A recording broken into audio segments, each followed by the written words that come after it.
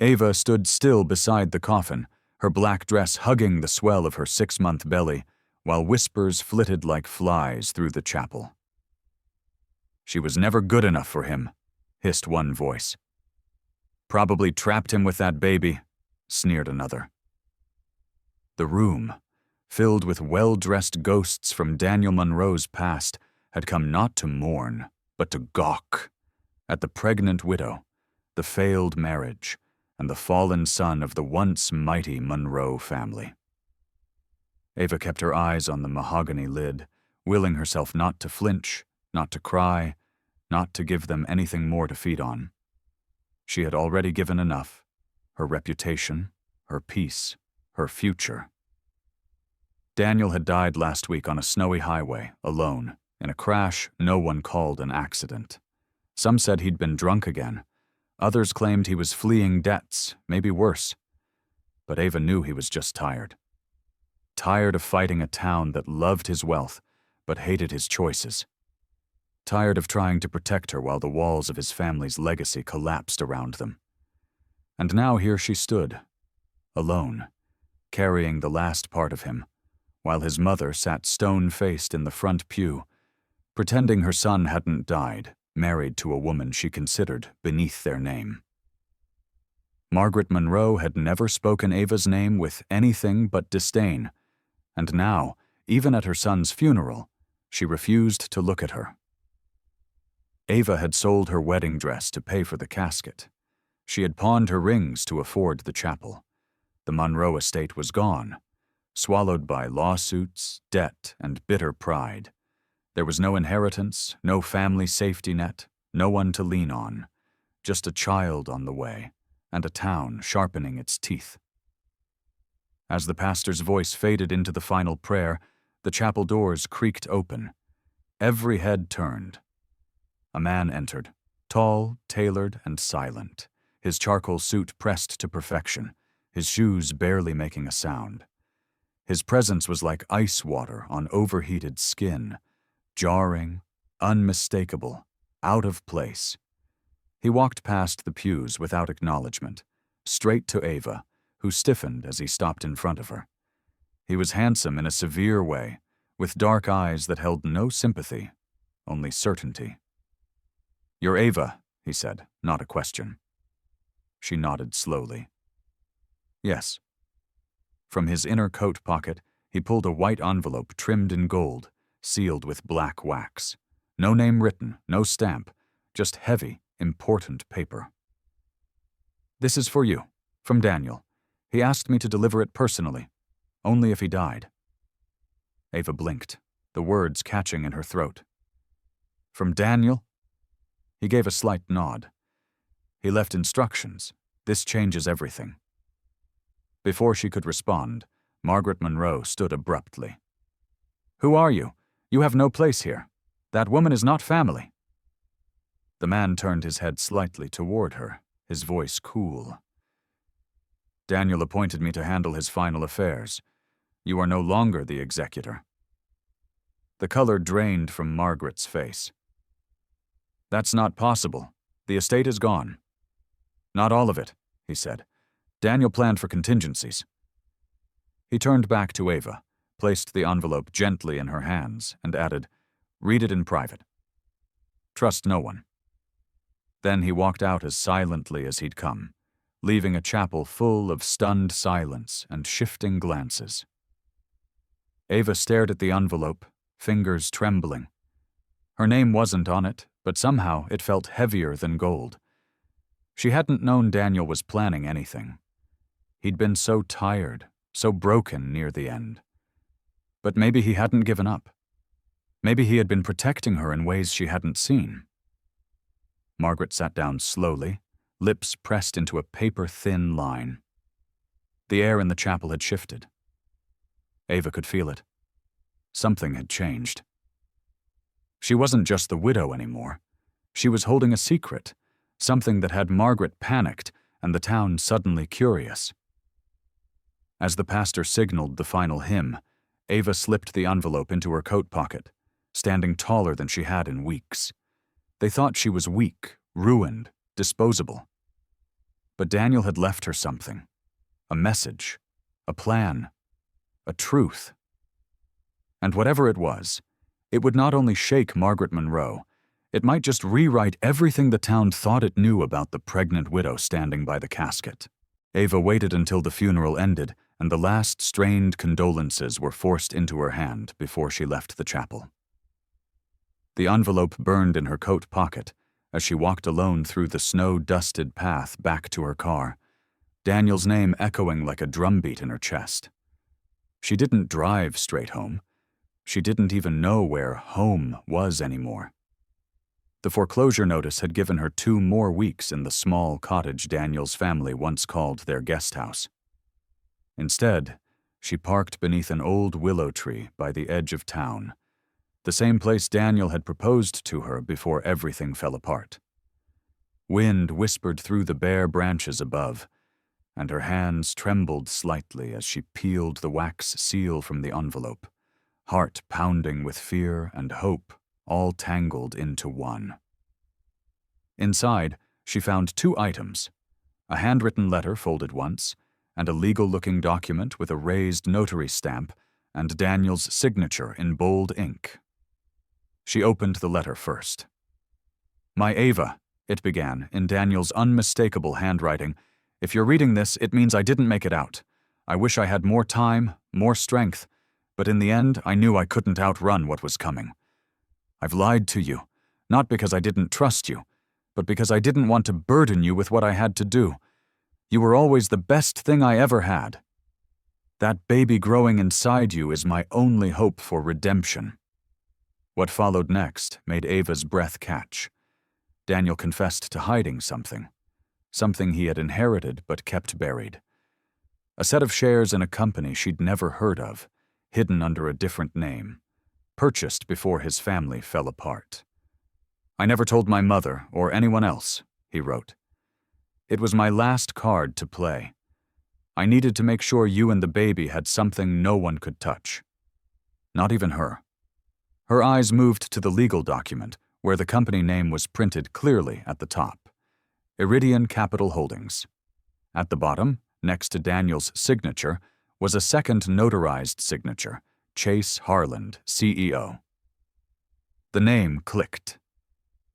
Chase Harland, the man in the suit, the billionaire philanthropist who occasionally made headlines for donating libraries and vanishing into mystery. The man who had walked into the chapel like he owned it. Because he probably did. Ava's hands shook harder. Daniel had transferred the shares to her. Not as a widow, not out of pity, but as strategy. This wasn't charity. It was a last move in a long game. There was more. On the back of the letter was a line in Daniel's scrawl. "Go to Harland. Tell him the password is June Snow. He'll know what to do." That's it. No instructions, no clues, just a password and a name. Ava folded the paper slowly and looked out at the snow melting on the windshield.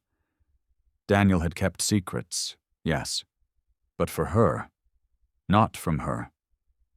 And now, for the first time since his death, she didn't feel like a burden left behind. She felt like someone chosen. That evening she returned to the cottage quietly, her body aching from exhaustion but her mind racing. Margaret Monroe's car was parked out front. Ava's heart dropped. She didn't want a confrontation. Not now. But Margaret was already on the porch, her arms crossed and her eyes sharp. "You met him, didn't you?" the woman asked, without greeting. "The man in the suit, the one Daniel thought could replace this family." Ava didn't answer. She didn't have to. Margaret's eyes narrowed. "He's dangerous. Men like him don't help unless there's something in it for them. If you give him what Daniel left you, whatever it is, maybe the Monroe name can survive this scandal." Ava felt the heat rise in her cheeks. "The Monroe name? That's all this has ever been about for you. Your legacy, your reputation. Never Daniel, never me, and certainly not our child."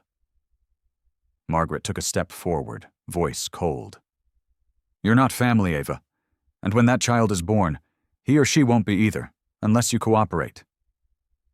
It was meant as a threat, but it landed like a gift. Ava looked her straight in the eyes and smiled, not cruelly, but with quiet defiance. "You're right. I'm not family. I'm free." Then she walked past her and closed the door behind her, locking it softly.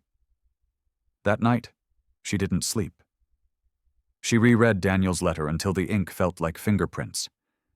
She stared at the legal document, memorized every clause, every stamp, every symbol. And when dawn broke over Ridgeway, soft and pink against the cold sky, Ava stood at her window with her hand over her belly and whispered, "You're not going to grow up in fear." Daniel had given her the final key. Now it was time to use it. The next morning, Ava dressed in the only presentable outfit she had left that still fit over her growing belly. A plain navy dress with a beige shawl that had once belonged to Daniel's grandmother. She stared at herself in the cracked mirror, wondering if the woman looking back was really a widow, a mother-to-be, and now, potentially, the owner of a secret inheritance her husband had buried like a time bomb. With Daniel's letter in her purse and the document folded neatly beside it, she stepped into the icy morning air and boarded the 10:15 coach headed to Elmridge, where Chase Harlan's company kept its regional office inside a gleaming building that looked nothing like the rest of the sleepy frontier town. The closer she got, the more absurd this all seemed. Her, a broke widow, with nothing but a name, holding papers that claimed ownership in a firm she couldn't even pronounce properly. She rehearsed the phrase again and again in her head. June Snow. It felt cryptic, like a spell. By the time she walked through the glass doors of Iridian Capital Holdings, her legs trembled, but her voice held steady as she told the receptionist, "I'm here to see Mr. Chase Harlan. He's expecting someone with a message.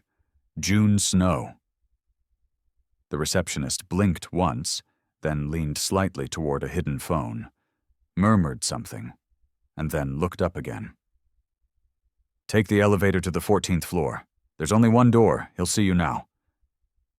Ava gripped her purse tighter and stepped into the elevator, her pulse louder than the hum of the machine. When the doors opened, she stepped into a vast, elegant room with tall windows overlooking the hills, and standing in front of them, hands behind his back, suit immaculate, was the same man from the funeral. "Mrs. Monroe," he said, turning to face her with those unreadable eyes. "Or may I call you Ava?" She nodded stiffly. "Ava is fine." "Then welcome. Daniel said you were braver than most people gave you credit for." She tried to hide her flinch at the mention of his name, but he noticed. "He spoke about you more than you know." Ava didn't sit, even though a chair waited behind her. She pulled the letter and the document from her bag and placed them gently on the table beside her. "I read everything. I came because he told me you'd know what to do." Harlan studied her, not the papers. "And do you understand what it is he's left you?" "Barely," she admitted. "It's some kind of investment, I think. Stock in your company?"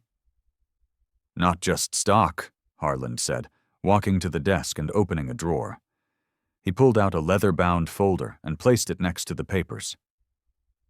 Daniel was smart when he wasn't trying to destroy himself. He purchased a 9% stake in Iridian using a blind trust under a fabricated corporate shell that I helped him create years ago. He asked me to hold it until one of two things happened. He came back for it, or someone came in with the words, "June Snow." Ava's mouth went dry. 9%? That's millions. Closer to 46 million at current valuation, Harlan said casually, as if discussing apples. He refused to touch it, said he didn't deserve it unless he proved himself to you first. "But why hide it?" she whispered. "Why not tell me?"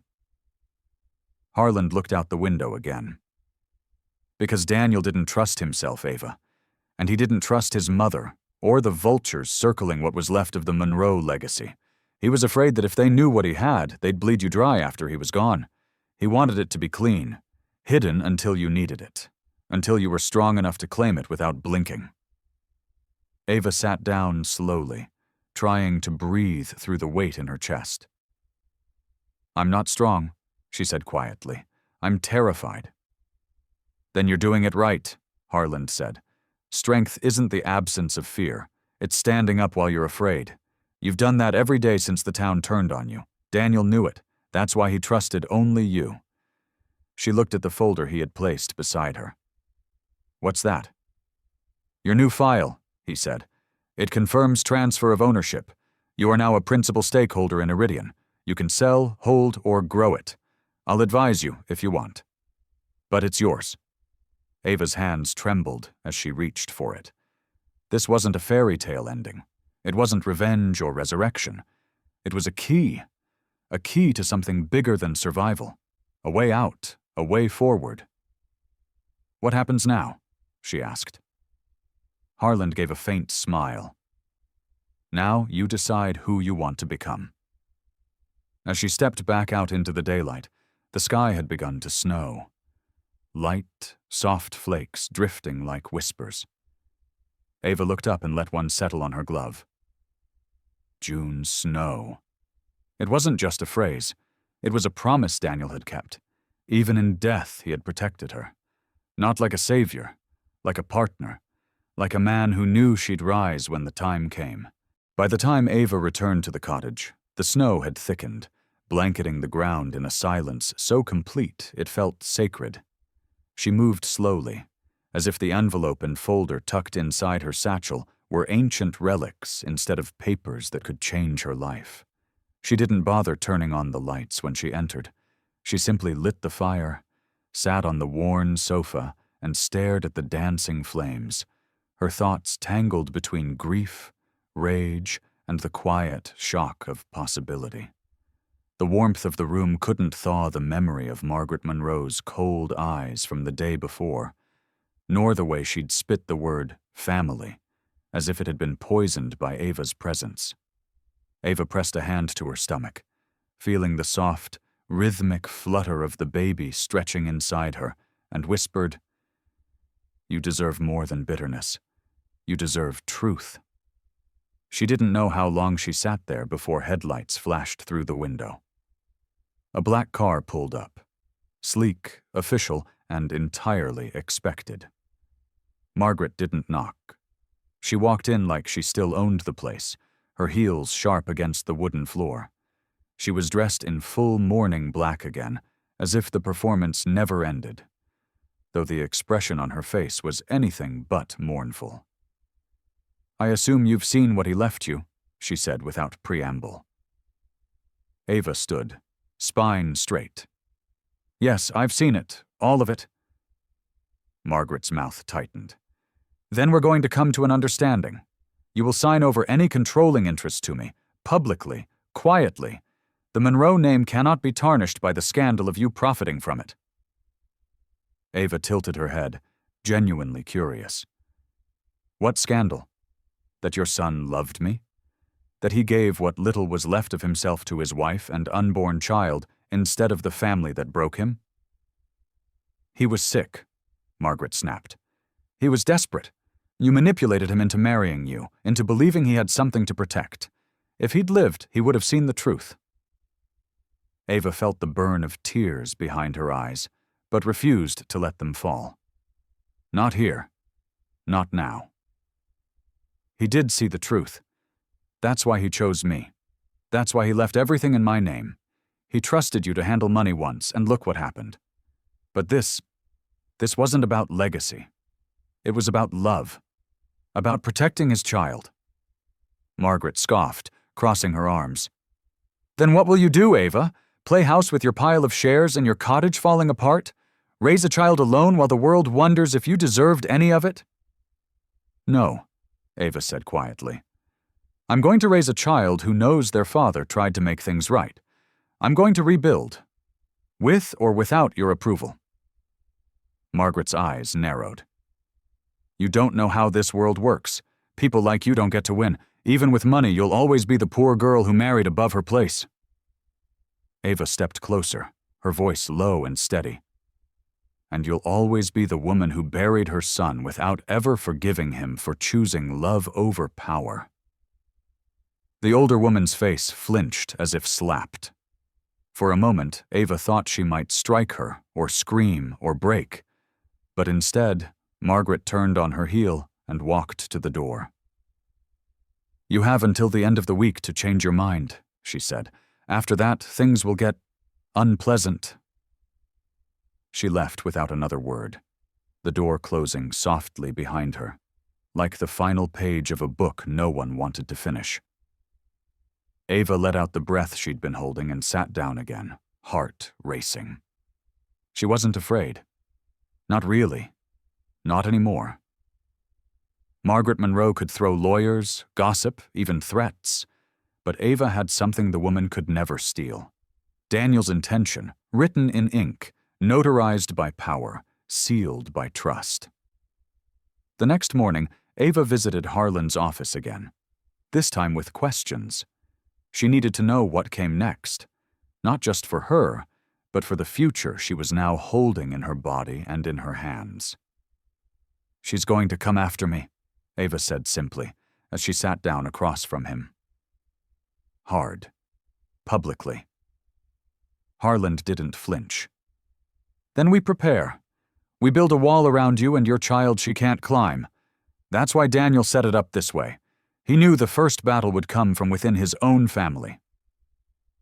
Ava nodded. "Then I'm ready. But I want to do more than survive her. I want to make something of this, not for revenge, for legacy. Mine, Daniel's, our child's." Harlan smiled faintly and slid a portfolio across the desk.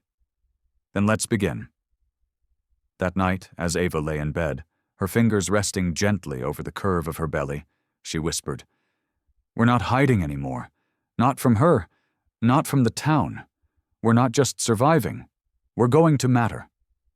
And for the first time since the funeral, Ava slept without waking to the weight of what she'd lost. Instead, she dreamed of snow and envelopes, and the moment her child would one day understand exactly how hard she fought to protect them. Ava woke to a knock at the door that wasn't hesitant or polite. It was entitled Firm and designed to rattle her bones. She knew before she opened it that it wasn't Margaret again, at least not directly. This time it was a man in a charcoal suit with a folder under his arm and a tight professional smile that didn't reach his eyes. "Ms. Monroe," he said, not bothering to wait for an invitation inside. "I represent Ms. Margaret Monroe. We're here to formally request a temporary injunction against your use or claim of the Iridian Capital Holdings shares.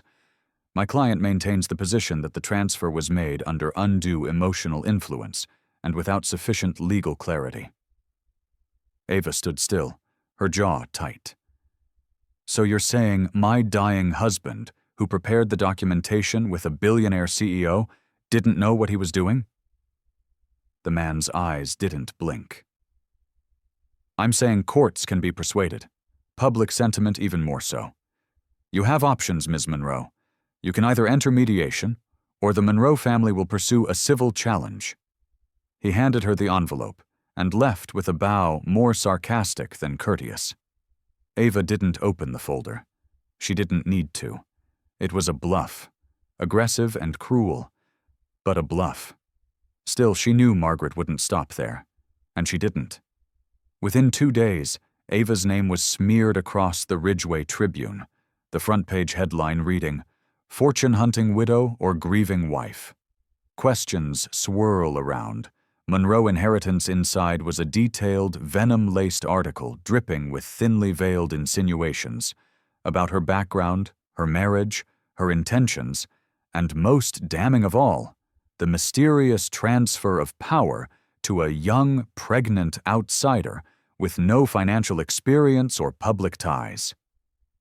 The article even included an old photograph of Ava working at a bakery, her face blurred slightly, as if to suggest shame. The worst part wasn't the press. It was the reactions. People she'd known for years now whispered when she passed by. Old neighbors crossed the street.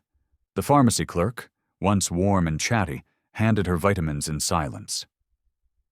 Ridgway had turned cold, not from the snow but from suspicion.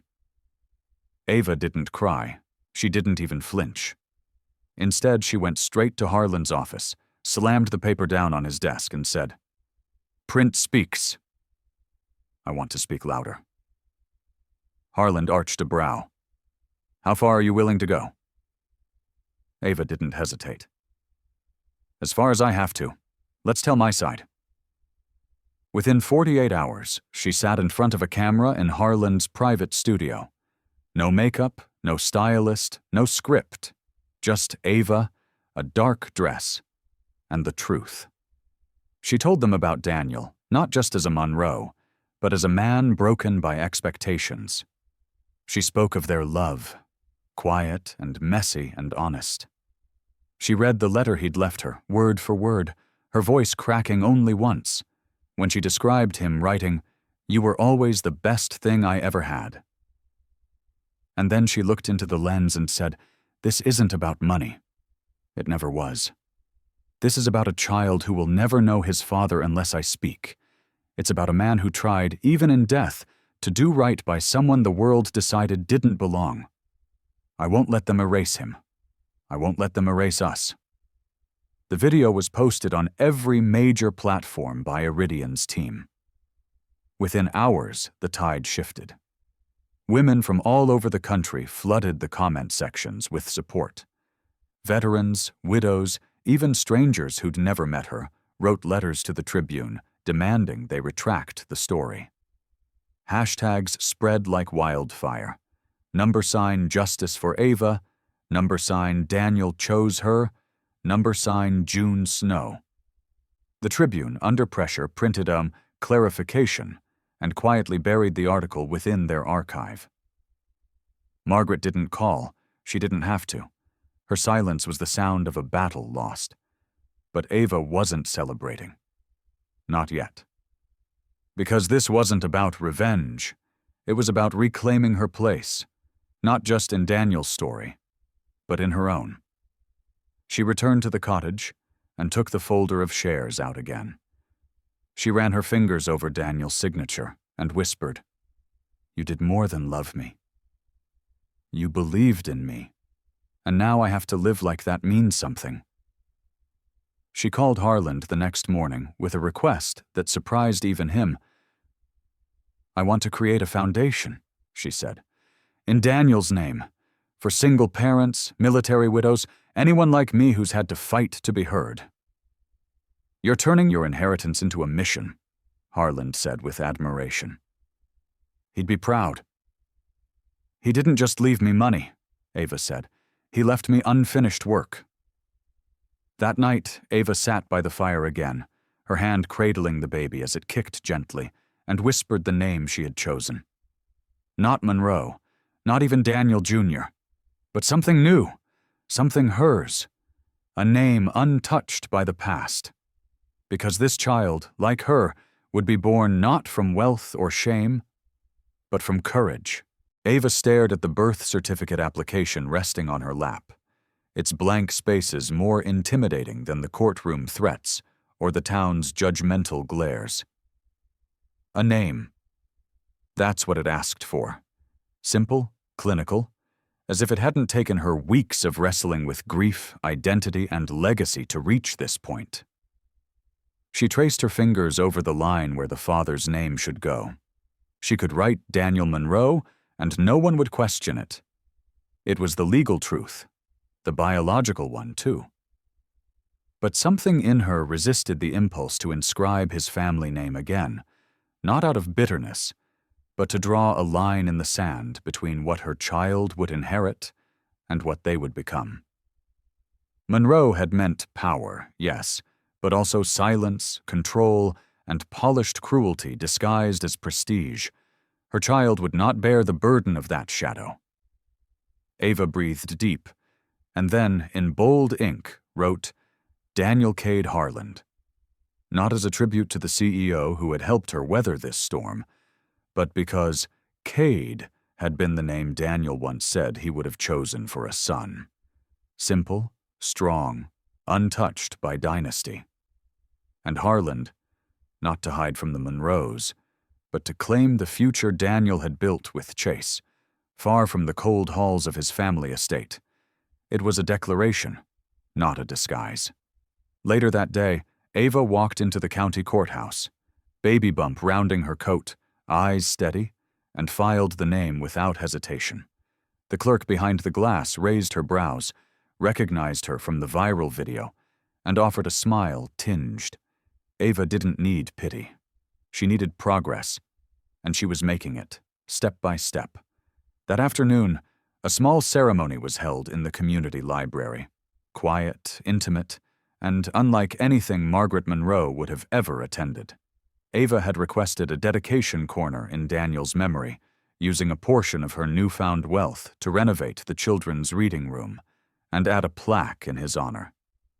For the quiet ones who never stopped loving, even when they weren't believed. As she unveiled it with a gentle tug of ribbon, soft applause rose from the small group gathered. Veterans, single mothers, teachers, and even a few neighbors who'd once crossed the street to avoid her, but now stood clapping with hesitant sincerity. Chase Harland was there too, watching from the back of the room, arms crossed, his nod small but filled with approval. After the ceremony, Ava found herself sitting on a bench outside the library, watching parents lead their kids toward the new play area she'd helped build. A little girl in red boots ran past her, giggling, and for the first time in months, Ava smiled without restraint. "You could disappear now," Chase said as he sat beside her. "Cash out, move somewhere warm, start over." Ava looked at him, the firelight of her spirit still visible behind the exhaustion in her eyes. "I don't want to disappear. I want to become." "And who are you becoming?" he asked. She thought for a long moment. "Someone who won't be written out of her own story again." Chase nodded slowly, then pulled a small box from his coat. Ava stiffened, unsure what to expect. But when she opened it, it wasn't jewelry or a check. It was a single gold key. "To your new house," he said simply. "Not a gift, a trade. I want you to be on the board of Iridian. Daniel believed in your instincts. I think he was right." Ava stared at the key, then at him, confusion laced with awe. "You want me on the board of a billion-dollar investment firm?"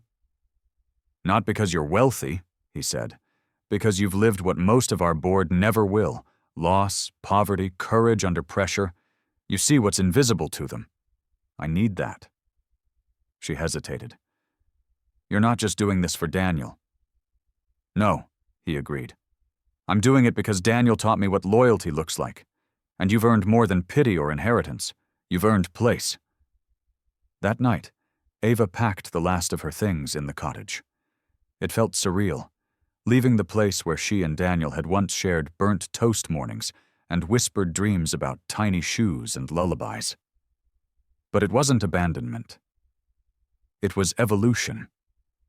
Her new home wasn't a mansion or a Monroe estate, but a sunlit house on the edge of town, with a small garden and a long porch where she could sit with her child on quiet evenings. She walked through each room slowly, whispering thanks to the walls, to the memories, even to the pain that had birthed her resilience. When she reached the nursery, still bare, she taped the ultrasound picture to the wall. "This is where we begin," she whispered. Her phone buzzed, a message from a stranger. "Saw your story. I haven't seen my own worth in years. Thank you." Ava stared at it, hand trembling slightly, not from nerves, but from understanding. This was no longer about just her, or even Daniel. It was about ripple effects, about how one woman's refusal to disappear could help others reappear. She smiled, closed her phone, and whispered again to her belly, "We're not alone anymore, and the will of the deceased is clear." Ava didn't cry in court. She didn't gloat. She only reached for her belly, breathed out slowly, and whispered to the child who had just won his name, "We did it." And when they walked out into the winter air, no one called her the widow. They called her Mother.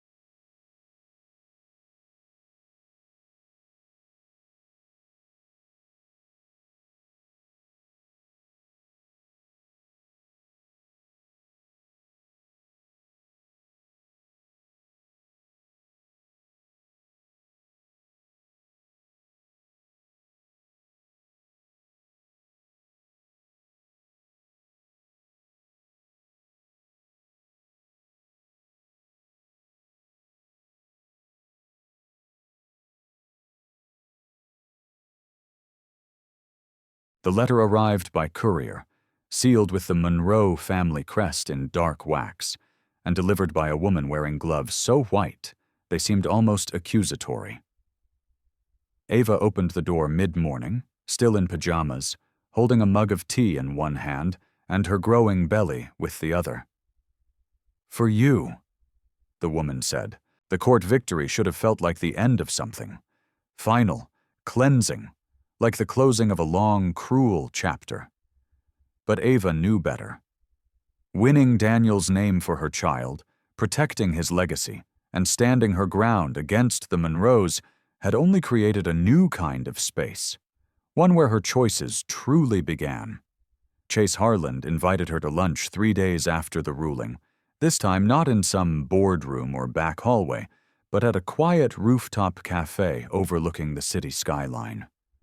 The wind was crisp, the sun sharp against the glass, and Chase looked less like a billionaire mogul and more like a man who had carried a friend's final wish on his shoulders for too long. "Congratulations," he said, his tone warm but studied. "You defended Daniel better than most of us ever could." Ava gave a small smile. "I didn't do it for Daniel alone. I did it for our child, for myself, too." Chase nodded. "That's why this next part matters." He pulled out a folder, not thick, not legal, but marked with one embossed phrase, Iridian Legacy Initiative. Daniel had plans, he continued, not just for his shares or his estate, but for a kind of fund, a future project, something that could outlive both of us. He called it the Legacy Bank. Ava raised an eyebrow. Bank? Not in the traditional sense. He wanted to create a fund that offered small business loans, maternal support grants, crisis scholarships, for people like you. People who fall through the cracks because they don't fit someone else's definition of worthy. He modeled it after your story, Ava. He said your resilience was the prototype. Her breath caught. She hadn't expected that. "Why are you telling me this now?" Chase leaned forward, his voice gentler now. "Because I want you to run it, fully, not as a symbolic name on a plaque. I want you in charge." "Me?" She blinked. "I have no degree in finance, no boardroom training." "You have something better," he said. "Instinct, integrity. You know what it feels like to be counted out, to fight without knowing who's watching. You'll know exactly who to help. And Daniel knew you'd never let the money become more important than the mission." Ava looked at the folder in silence. She hadn't come this far to doubt herself now, but still, the scope of it shook her. She imagined her child one day asking what she did after everything, and instead of saying she took the money and laid low, she wanted to say, "I built something, something that mattered." "There's more," Chase said, interrupting her thoughts. "The board wants to rename the initiative after Daniel, but I disagreed. I think it should carry your name, the Ava Trust." That broke something in her. She looked away quickly, pretending to admire the skyline, blinking hard. "Why?" she whispered. Chase's answer was immediate. "Because Daniel may have left the map, but you walked the miles. You carried the weight. You faced down a family dynasty and rewrote the end of a story they thought they controlled. You're the blueprint now." The words lingered in the air, suspended between gratitude and disbelief. Ava reached for the folder, not to accept or decline, but to hold something that finally felt like hers. Not survival, not a handout, but purpose. That evening, she returned to the small nursery she'd painted with her own hands. She sat in the rocking chair, folder on her lap, and imagined herself signing the papers. Not as a widow, not as Daniel's memory, but as Ava, the woman who stayed standing. A knock at the door pulled her from her thoughts. It was Eliza holding a box. "I found more of Daniel's letters," she said. "He wrote these before he ever told me about you. You should read them." Inside were pages of Daniel's musings, fears, and dreams, One page read, "If she ever has to fight them alone, I hope she remembers I believed in her more than I believed in my own name." Ava clutched the letter to her chest and finally let the tears come, not from grief, but from a kind of release. For the first time in months, she felt like the war was over. Not won, but laid to rest. That night, she called Chase and said, "I'll do it. I'll run the trust, but it won't be in my name. It'll be in my child's." Chase didn't argue. He understood. Some legacies aren't meant to be monuments. They're meant to grow. As the city lights flickered beyond her window, Ava placed Daniel's last letter beside the baby's crib and whispered, "You were right. You believed in me before I did." And in that moment, beneath the hum of possibility and the quiet of a future still unfolding, Ava realized she hadn't just survived Daniel's funeral, she'd rewritten what it meant to live beyond it. The media had spun her story a dozen different ways. Some called her a gold digger turned guardian, others a widow wrapped in mystery, and still others, the more generous ones, painted her as a phoenix rising from ashes she never asked to burn in. But none of those voices were hers. That changed when the keynote invitation arrived. It came from the Women's Equity Forum, a national event hosting leaders, survivors, and change-makers, asking Ava not only to attend, but to speak. At first, she hesitated. She wasn't a politician or a celebrity. She wasn't even a businesswoman yet, not officially. Just a woman with a bruised past and a swelling belly. But the envelope they sent had one line that made her freeze. "You've already built something. Now let us hear how." The night of the event, Ava stood behind the velvet curtain in a sleek black dress Chase's team had helped her choose. Her hair was up, her face fresh. But it wasn't about appearance. It was about voice.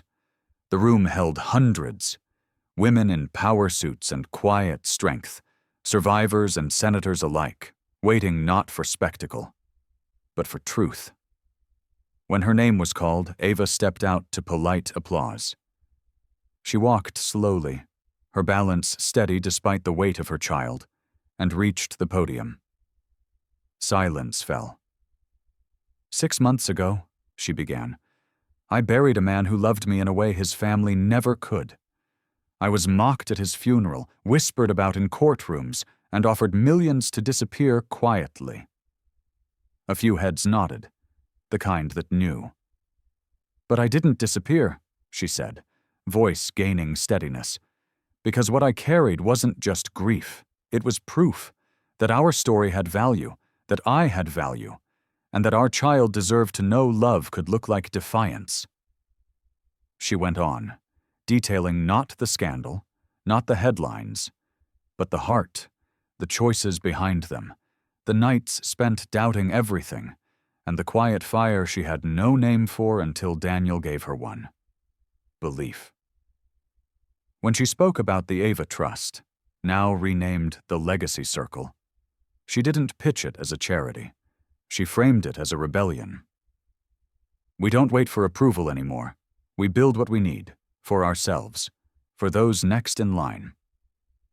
The audience was still, not because they were unmoved, but because they were absorbing something they rarely heard without pretense: raw clarity. And when Ava stepped back from the podium, something remarkable happened. They stood, not out of formality, not because she was famous, but because they saw themselves in her. And it was as if, for the first time, someone had spoken their collective ache into power.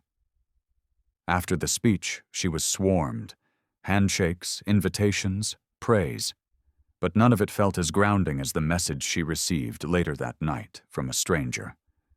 It read, "I almost ended everything last year, thought I had no value. Then I heard your voice. And now I'm still here. Thank you for reminding me I'm not invisible."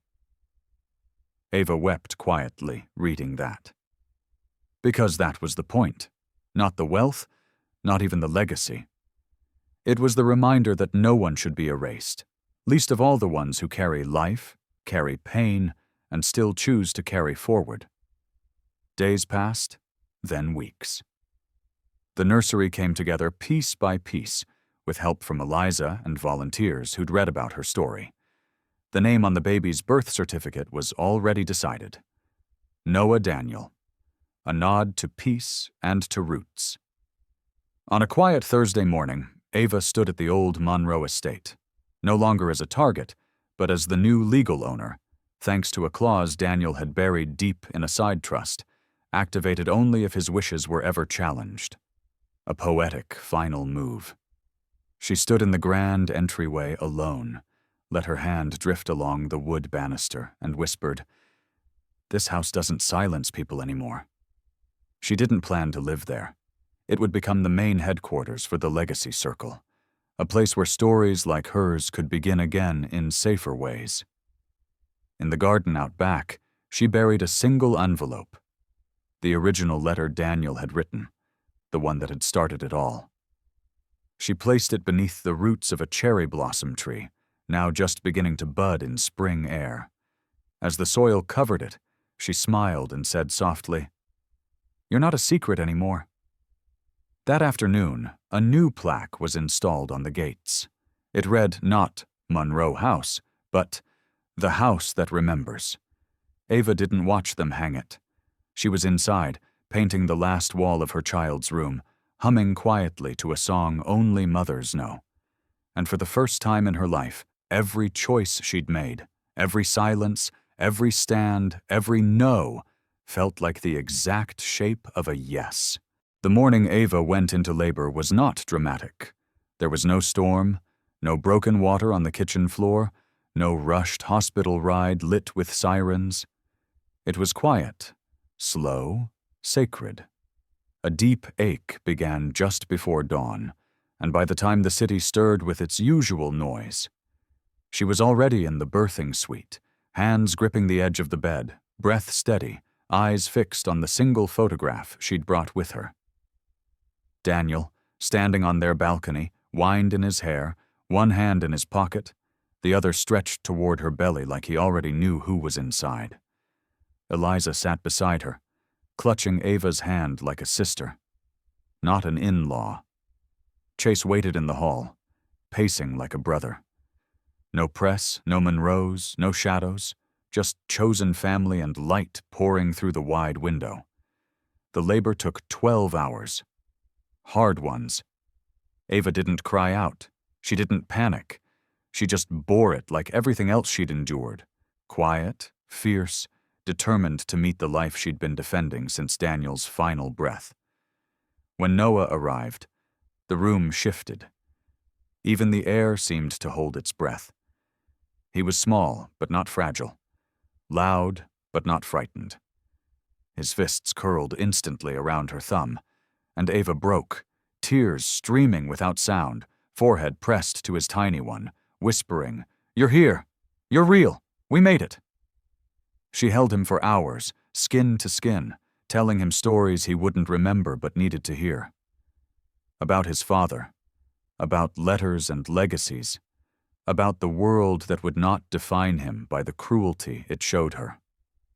Later that evening, after Noah was asleep in the clear plastic bassinet, Ava opened the small drawer in her overnight bag and pulled out a final envelope, one she hadn't touched until now. It was addressed in Daniel's handwriting, dated the week before his death. On the front, it simply read, "For when you need to remember, the ending is also a beginning." Her hands trembled, not with fear, but with reverence. She opened it slowly, unfolding a letter that felt heavier than paper had any right to feel. Daniel's words began as they always did, with no greeting. Just a dive into feeling. If you're reading this, then you already survived the worst part. And I want you to know, I didn't leave you by choice. But I did leave you something better than comfort. The knowledge that you are enough, even without me. Ava blinked, breathing through the ache in her throat. I know our child is already stubborn like you, I hope he gets your spine, your laugh, and your ability to make pain look like art. But I also hope he knows that none of what you built after me was for me. It was for him. For you. That's the real legacy." The letter continued, but Ava paused there, let the words settle.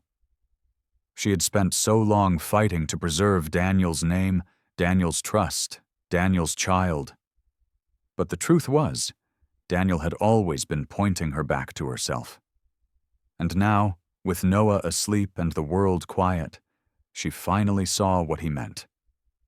The next morning, Chase arrived with breakfast and a stack of cards from the hospital's mailroom. "Looks like people heard," he said. "Your speech went viral again. They're calling you the woman who redefined widowhood." Ava smiled, brushing a curl from Noah's brow. "Let them call me whatever they want. I know who I am now." Among the cards was one from someone unexpected. Margaret Monroe. The handwriting was sharp, precise. The message was short. "Congratulations on your son. May he grow into his name with honor. We will not interfere again." Ava didn't hate her for it. She didn't feel triumph, just closure. And that, more than victory, was what she'd been waiting for. A week later, she left the hospital not in the back seat of a black town car, not under flashbulbs, but in a simple sedan with Eliza driving and Noah wrapped close to her chest. They passed the new Monroe gates, the ones now reading "The House That Remembers," and Ava didn't glance away. She nodded once, a silent bow to the pain and grace that had met there. At home, she placed Daniel's final letter inside a memory box, alongside hospital bracelets, court papers, and a single ultrasound photo from the week he'd whispered, "It's a boy," like it was a secret between them and the stars. That night, after Noah fell asleep for the first time in his crib, Ava stood by the window, hand pressed to the glass. She thought of everything that title had once meant. Pregnant wife mocked at husband's funeral, until billionaire stranger handed her an envelope. And now? That envelope hadn't just changed her life. It had asked her to become one. A message, a mission, a story that no longer needed tragedy to be powerful. She whispered to the night sky, "I'm not surviving you anymore, Daniel. I'm building with you." And as she turned out the light, the room didn't feel haunted anymore. It felt like a beginning.